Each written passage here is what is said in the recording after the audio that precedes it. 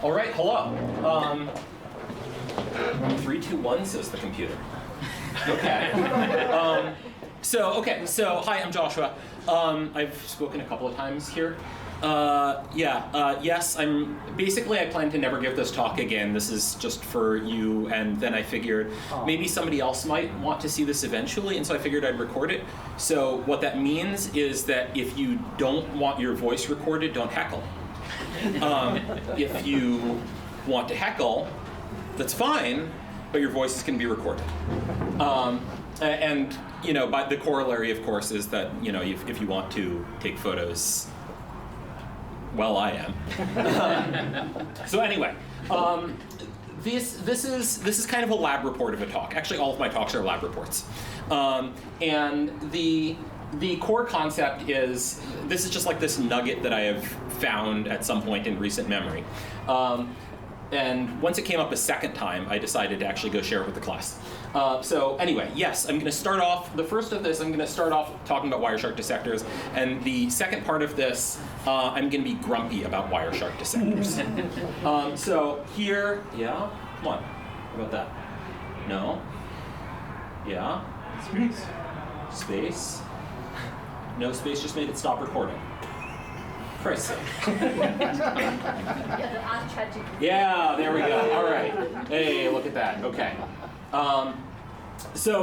Yes, I spend more of my life than I would like flipping through logs of various kinds of structured of various processes talking to each other, or various machines talking to each other, or sometimes processes talking to nothing. And I'm going to give you 2 examples today. But basically, anytime you have different things that are producing actually just structured events, really, that is what I have to comment on. And I've spent a lot of time just like writing analyzers for each of these things, right? Like something is going on, and I go chew up a log file, and I write some Python or something to go look for exactly the event that I want, and I go stare at it and I curse, and then I modify my analyzer, right? Like, Right. My neighbor told me bespoke analysis tools keep parsing his event traces. So I asked how many tools he has, and he says he just goes to the text editor and writes a new script afterwards. And so it sounds like he's just filling billable hours to grep and set, and then his client started crying. Right? It's a bad use of time, and if you want to have more billable hours, then that's great. If you want to get more stuff done, then it would be nice to have more powerful tools. So my real thesis here is that if you, like the second or third, okay, maybe the 4th time you write a parser by hand for any given stream of events, maybe you should consider using a better tool for the job. Like Wireshark. Like Wireshark. Like Wireshark?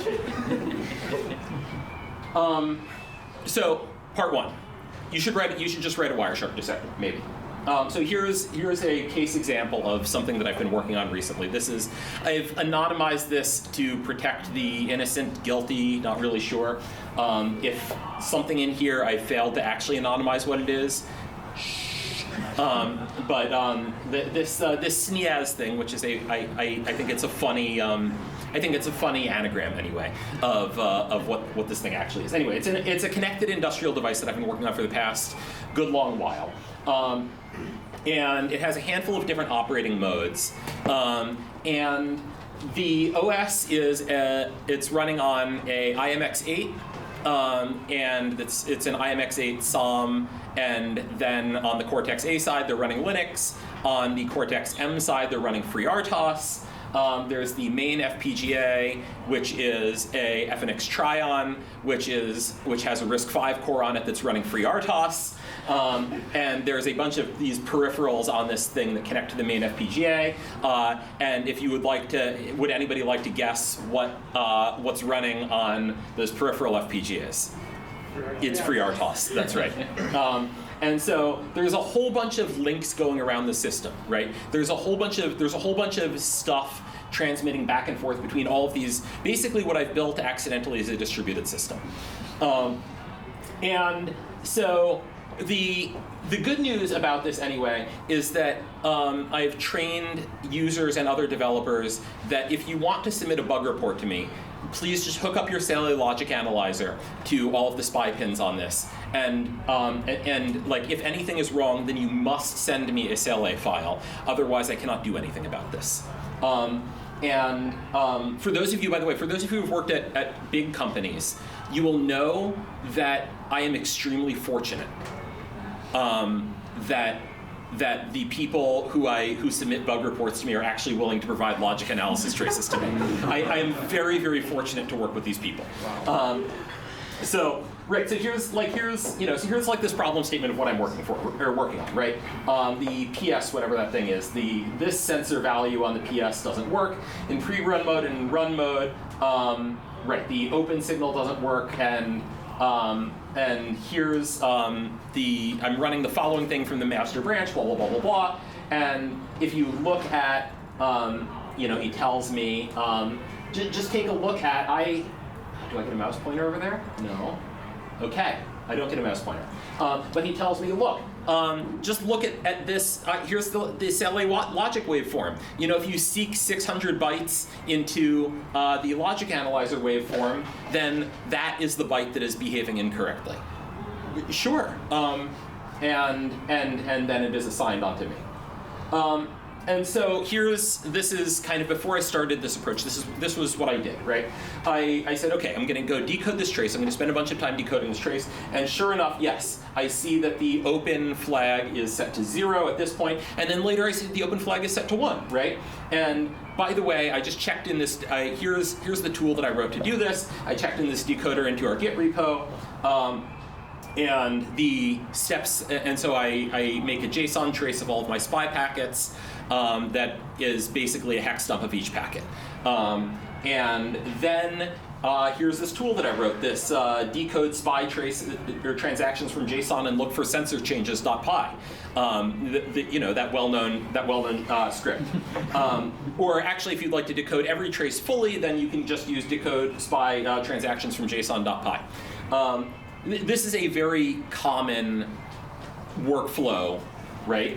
And I think a lot of people, we've seen things that are approximately structured like this. Like, I load this JSON file, and okay, if there's actually a transaction that has the right bytes in it, and then we'll decode it, and we'll decode the data page. And if this one very specific case is wrong, then we will go print. We'll print the decode of each direction. And that's fine. The one problem with this is that you're now printing, if there's a lot of these transitions, then you're getting a wall of text of everything that changed or everything that happened in each transaction. So we can refine it a little bit, right? This is kind of an eye chart here.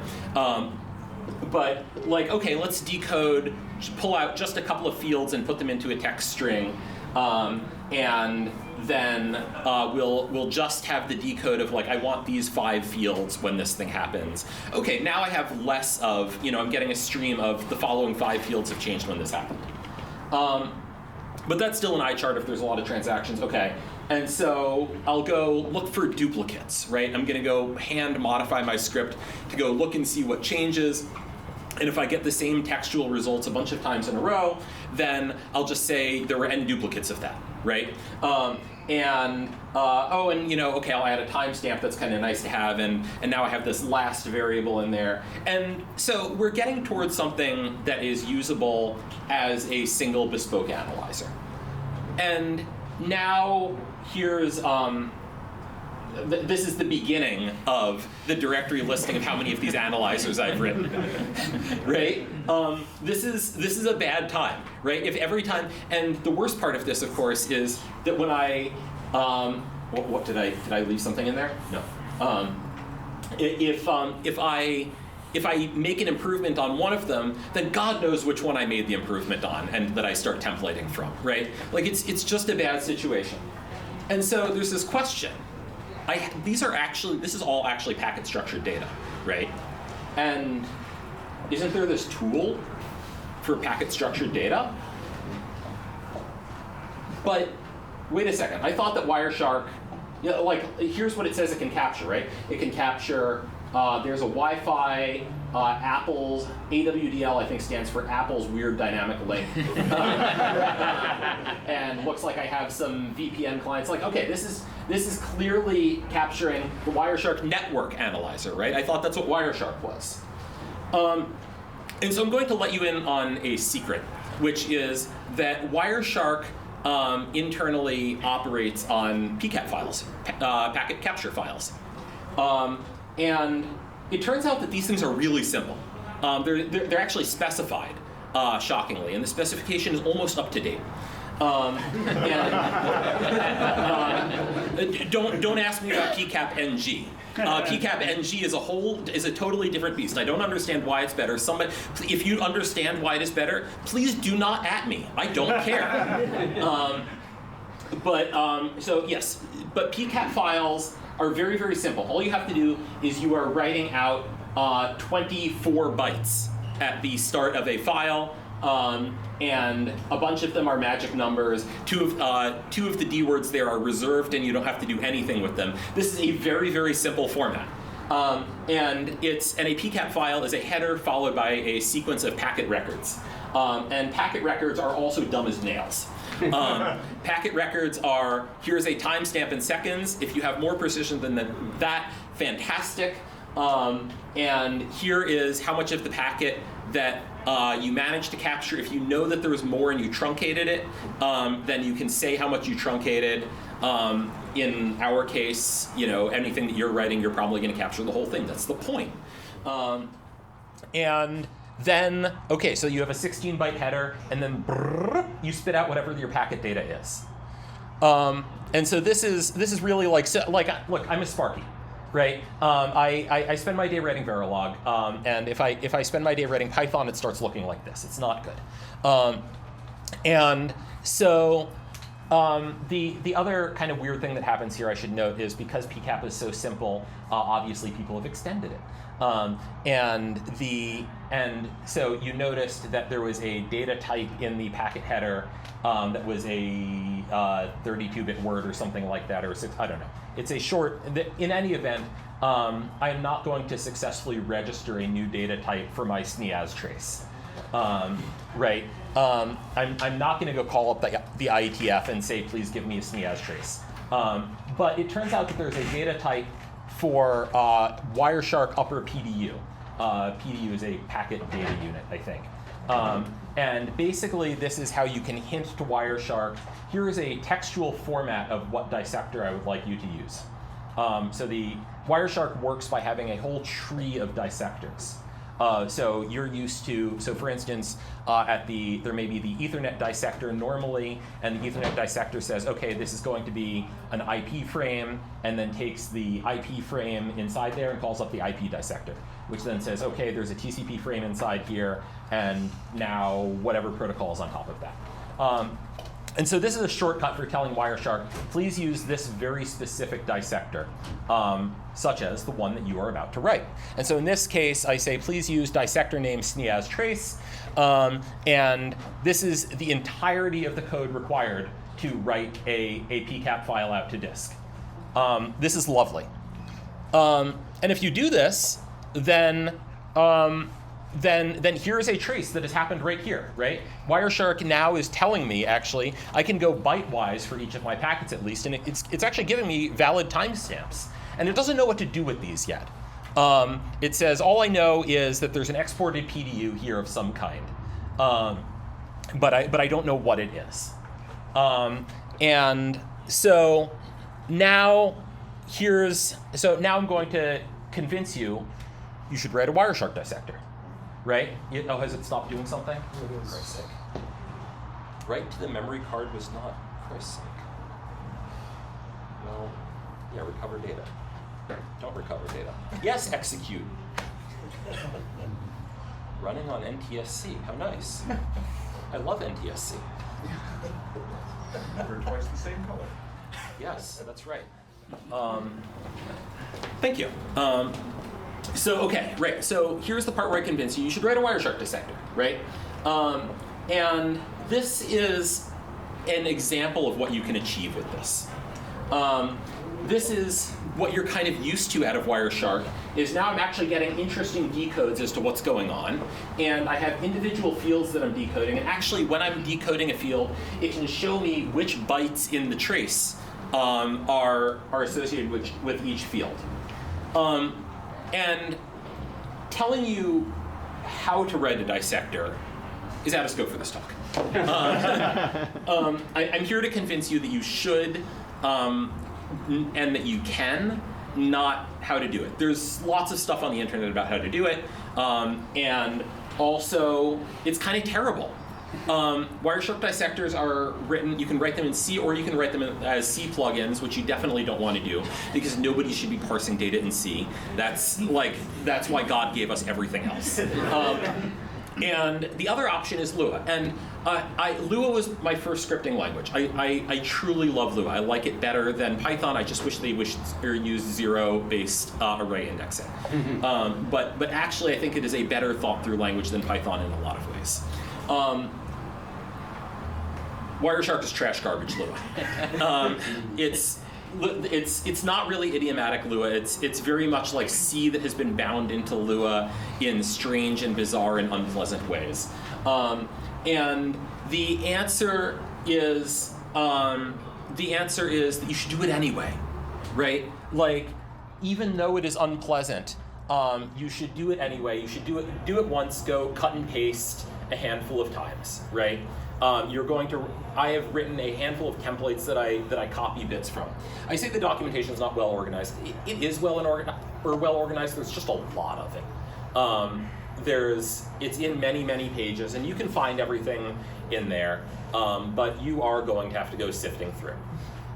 So anyway, I will provide. I meant to provide a QR code at the end of this with a link to a sample. I forgot to do this. Did it do it again? Well.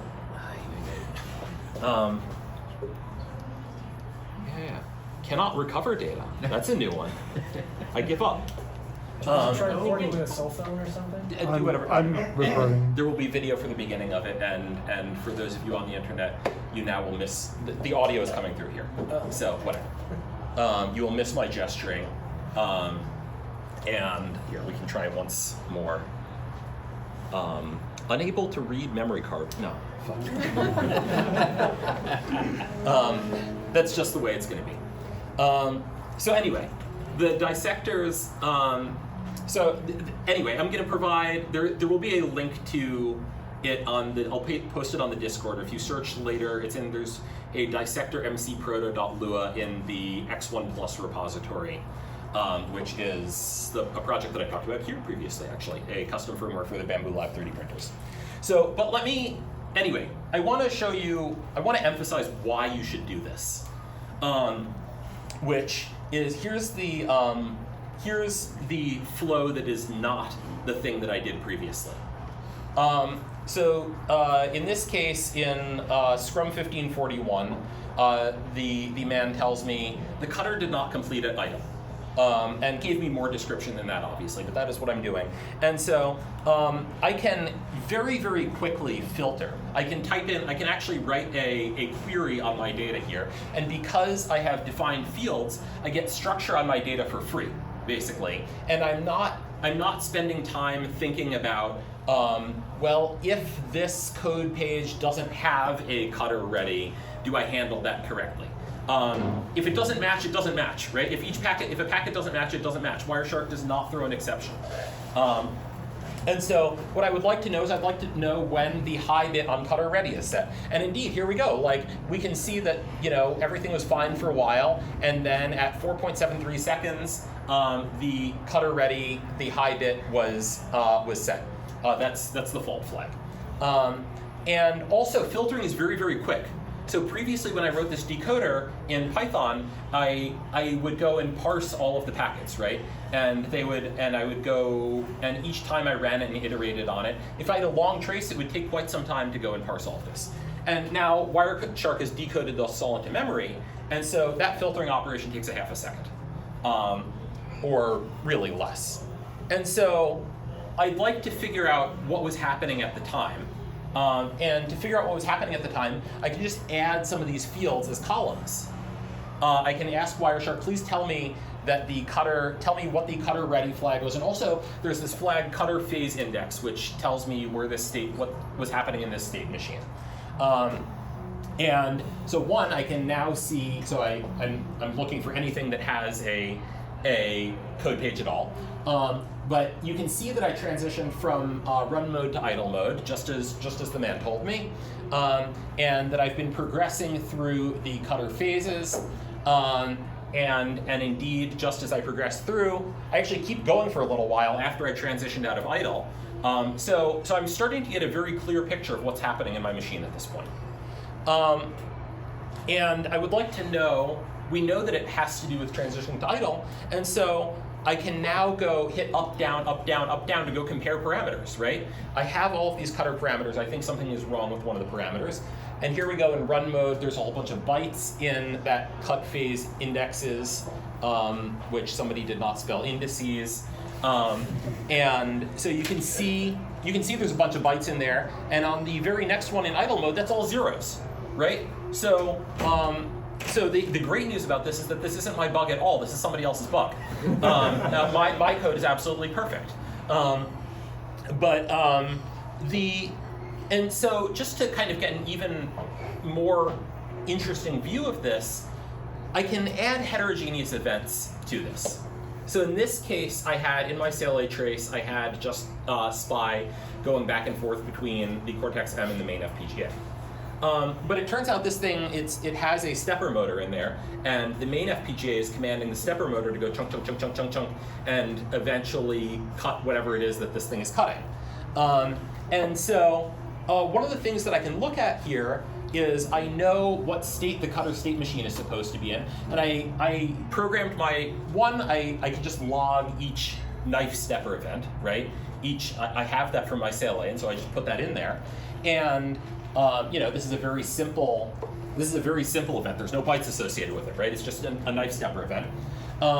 And I can have my analyzer start to do interesting things with its surroundings.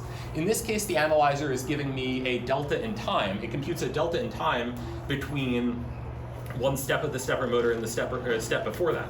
And so because I know the state machine for the stepper controller, that provides me with a lot of information as to what exactly the stepper controller was doing. I happen to know that when I hit 1,000 microseconds, that's exactly on the boundary of a phase. So I know that it would go load in that next phase index value or whatever. It would be 0, and that I can confirm my hypothesis very, very quickly by having multiple things in there at once. And so the whole point that I have here is that this gives you this very, very quick debug cycle, right? The analysis that I could do on this is so much faster and more intuitive. I could do this with my Python code, right? There's no question that I could do this with my Python code. But because this is providing you the opportunity to do it intuitively, then I have a very different approach, right? I can make explorations that would be too expensive for me to make otherwise. I can visualize things that would be too expensive for me to visualize otherwise. And so if I think of debugging as being a thing about exploration, Wireshark is a tool for exploring. So the other thing that's, of course, important to what we do here is there's another environment in which you wish to vigorously explore things.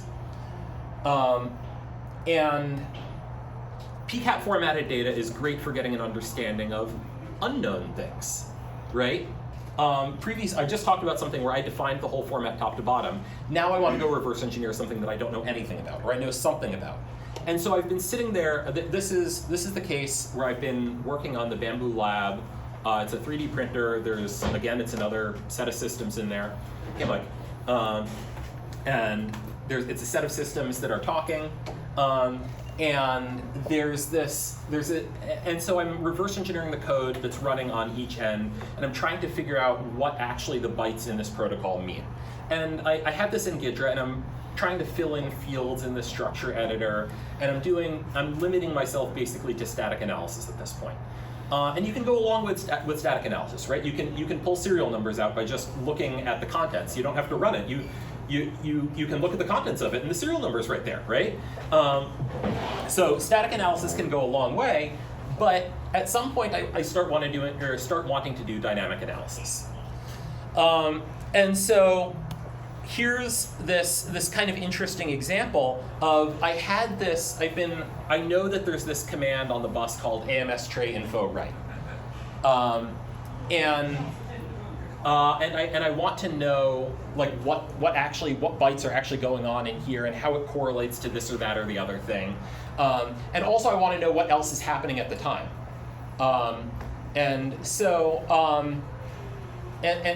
What I've done here is I've asked Wireshark, sure, even if I don't know what the payload means, label the name of it for me. But this is a protocol that has a request-response structure. And so every serial number could have a serial number that has a response. And so what I've asked Wireshark to do is link the serial number of this request to a serial number of a response. So I can just double-click on that. You can pretend I double-clicked on that. And it shows me what the response looks like. And this is super interesting because I can see that this response, whatever is happening here, the first 3 bytes of that response, or the first 2 bytes of that response are the same as the first 2 bytes here. And as I learn more about this, and as I tell the machine to do different things, I can very quickly go up and down and see, well, this is the difference between this is the difference between that. You can ask Wireshark to deploy a warning if a byte is not what you expect, and I can go look for all of the things that don't match with my expectation of reality. That's not something that I can do with fully static analysis in Gidra.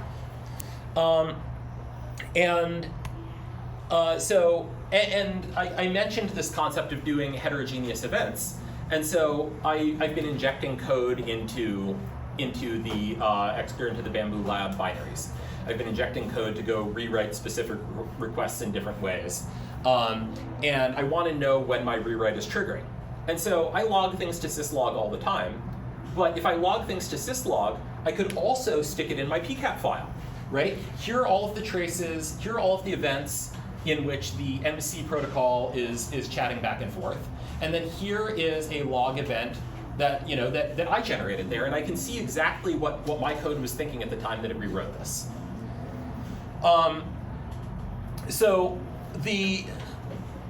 This was a super powerful tool, especially in light of figuring out the AMS2 protocol. So, closing this section of it anyway, I mentioned that I disliked the API for this a lot. Well, I do, and the details here are not all that important, other than this is an operation. Writing a dissector is an operation of toolsmithing. And unfortunately, you are going to have to toolsmith as you toolsmith. You are probably going to have to write a whole bunch of wrappers and this and that and the other thing for the unpleasant APIs to make them more usable. And so, okay, don't be afraid of that, right? That's totally acceptable. This is much cleaner than if I had written. If you're going to look at this, and this is mostly for people who are looking at this later. I'll post a link to this later. That you will see this and you will go, why don't the examples on the Wireshark site look like this? The answer is because I've done toolsmithing on top of my toolsmithing. I've written wrapper functions. But the most significant bit here that I have is just hold your nose and do it. It's worth your time. So I've convinced you. I should write a Wireshark dissector. Here I come to part 2. We should all dream bigger. I've been complaining some about the Wireshark API, and that is low-level complaining. If you thought that was complaining, here's the greatest complaining that I can offer you. Wireshark is fine. Wireshark is a great tool.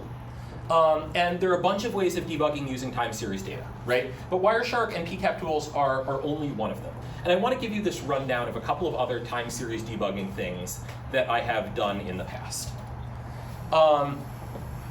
So here is OT-arc. If you saw my presentation a couple of years ago at Teardown, where I was talking about LTE Cat-M, and actually that's why the quality of this is terrible, so that I grabbed this out of the Teardown video recording. But where I was trying to figure out what the system was doing by looking at a power. So this is a plot of analog data. This is milliamps of current. And the cool thing that OT will do is that if I click and drag and select this guy here, right?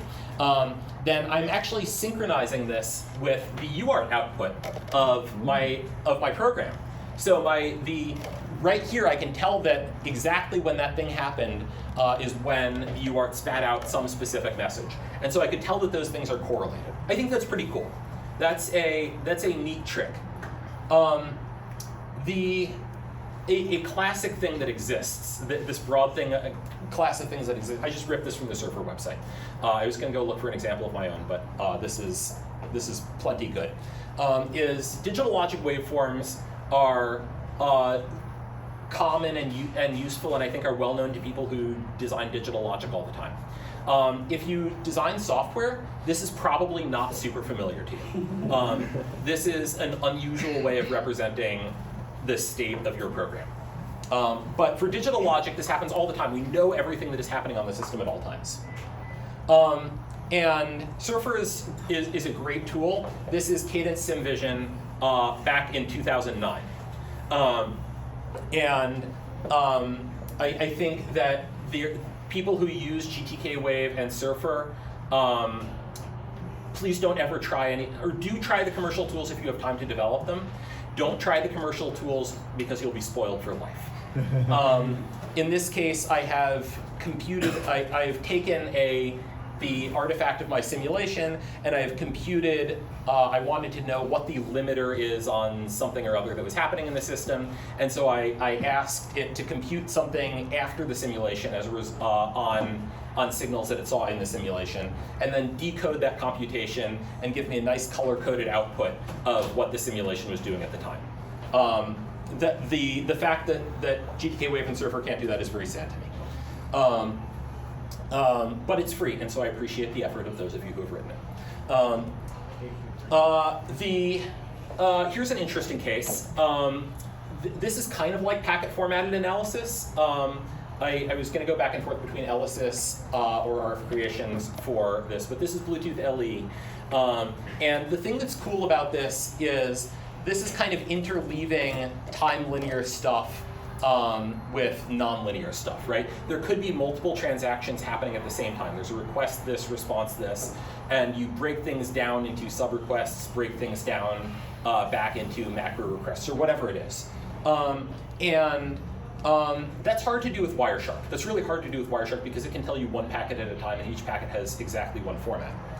But so what BlueSpy is doing is it's giving me a much better view of what transactions are looking like. And also, by the way, BlueSpy simultaneously, I ripped this from their site. I don't have a license to their software. I just ripped these screenshots from them.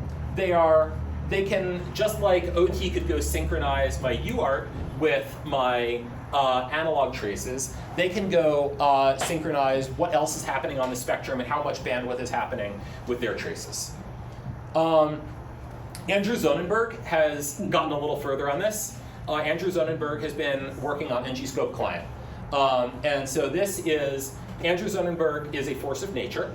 And in this case, he has written a PCIe analyzer that he is using with his homebrew. I'm almost certain that he also designed the hardware the passive probe that he has soldered in, or maybe an active probe that he has soldered in to grab this trace. So he has written the GUI for it, and he has written these analyzers that can go, we're seeing analog data, and synchronized with those analog data are what the 8B10B data is on a PCIe logical transaction layer, what the training state machine is doing, and okay, here's a Wireshark-like dump. This is pretty good. This is pretty good. Other things that people have thought about for visualizing things, Brendan Gregg came up with this concept of flame charts to figure out this is visualizing the call stack of LS. And again, why are we here? This is all time structured debugging, right? I want to know where my program is. I want to know what my program is doing in time, right? And there's this form of time structured debugging that we don't really think of as time structured debugging, but we should. Here I am in GDB. right? And every time I type continue, and then I go print the contents of a variable, I'm doing time linear debugging, right? Well, if I had more variables, right, then I would be printing whole columns of variables. And if I was running RR or any of the other forward and reverse debugging things, then being able to step forward and backwards and printing a bunch of variables. And actually, what if I had all expressions in my program that had timestamps with them? That would start looking like a waveform now, wouldn't it? Right, you can see, right? And of course, we came to this talk to talk about Wireshark. So my point anyway is that all of these are ways to do time series debugging. They're all views on approximately the same thing. And the only problem that I have with this is that none of them are on speaking terms with each other. This is a goddamn shame. This is absolutely sad. This is really. I'm really honest to God sad about this. That I wish that I could have. I wish there was a way for me to be able to click in a waveform and navigate with GDB. Tom is about to tell me about GDB Wave. I know. I would like to be able to export an entire RR trace and pop it into Surfer. I would like to be able to line up a UART trace, et cetera, et cetera. It feels to me like we are handicapped by tools, okay? I've wanted combinations of these for a long time. I've wanted a scope plus ARM SWD trace output, or flame chart plus UART. Like I said, right, I want memory variables in a waveform viewer. More times in my life have I wanted to know how some variable evolves over time in my program, and look at it visually. And so my claim is that you should build a Wireshark dissector. Please, build a Wireshark dissector. Expose yourself to these other modalities of how to debug things. Life is better than you can get with just grep and sed, or Python debuggers, or all that sort of stuff, right? You can do better than what you're doing. But also, all of us deserve a little bit better than all of these tools that are not on speaking terms with each other. And so my actual thesis here is that I don't know how to, I genuinely don't know how to solve this problem or what the UI looks like, but it is time for somebody to start thinking about this. Anyway, that's what I have to tell you.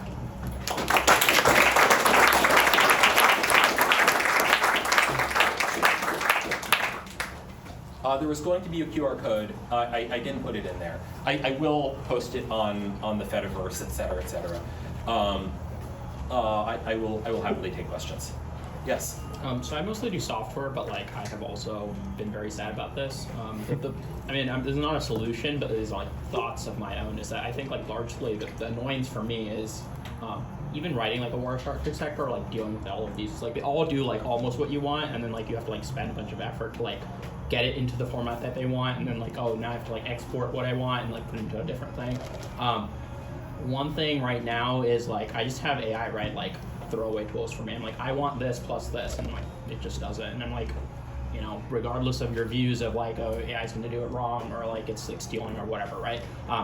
It gives me the thing I want, right? And then I throw it away, and then I do it again. And I feel like this is just like broadly like I don't like the solution, but it like kind of just gives me what I want. So maybe that's kind of the direction that I've been moving in. I don't know how you feel about it in terms of kind of putting together the UIs and stuff that you need for the specific case that you have, I guess. I assure you don't want to hear how I feel about that technology as a whole. Yes. I assure you do not want my opinion on it at this time.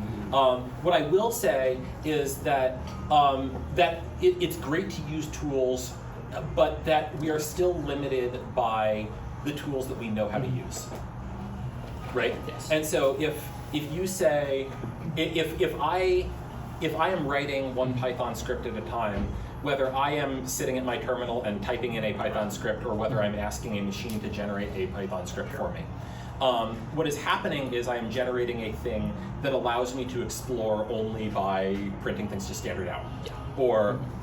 Or indeed, I could write something to ingest whatever I want into a PCAP format.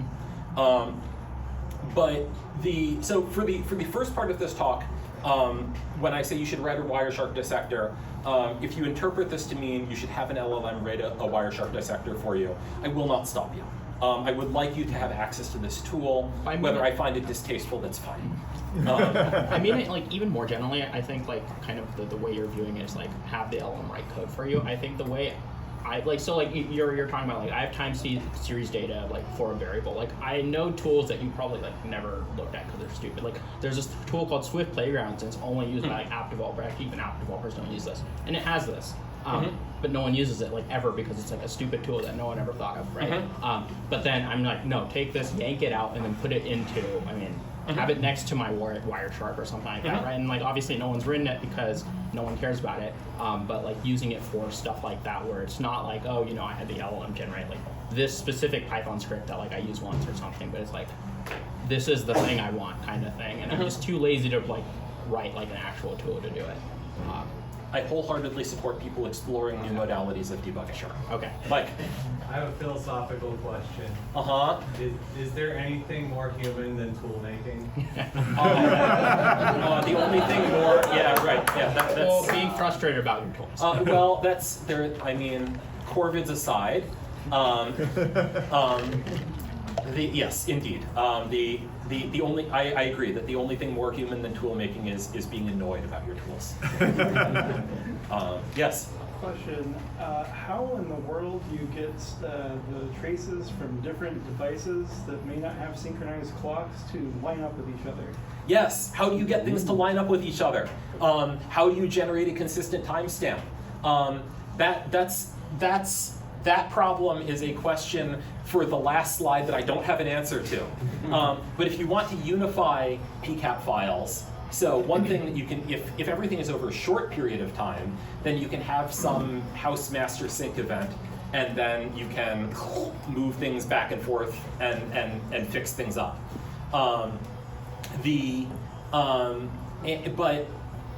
OT thing does this. One of the things you do all the time with OT arc is you record 5 different traces of here's my baseline power consumption. Now I'm going to run this sequence again with my modifications, now with these modifications, now with these modifications. And those are certainly all offset in time, because if I'm typing the command go, it takes me a different amount of time to type it each time after I hit record. And so it has a button where I could just drag each one back and forth and move it in time. So there are UI answers for this. But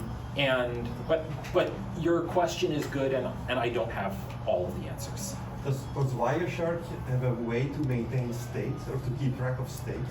So if you have a transaction, just switch this on, that it basically remembers, well, now this state is on, and then you can basically see, well, a second ago something switched on, so you can then compare whether something changed. Yes. Yes, kind of. Certainly, mostly it reads packets in a linear form. Mostly it reads packets top to bottom, except when it doesn't. But it hands them to your dissector mostly top to bottom. So that shot where I gave you, for instance, where I am diffing delta t of each step or tick. I did not provide the step or tick delta t in each event. I just provided each event in my PCAP file. And so my analyzer was responsible for computing that, knowing that it had some state left over.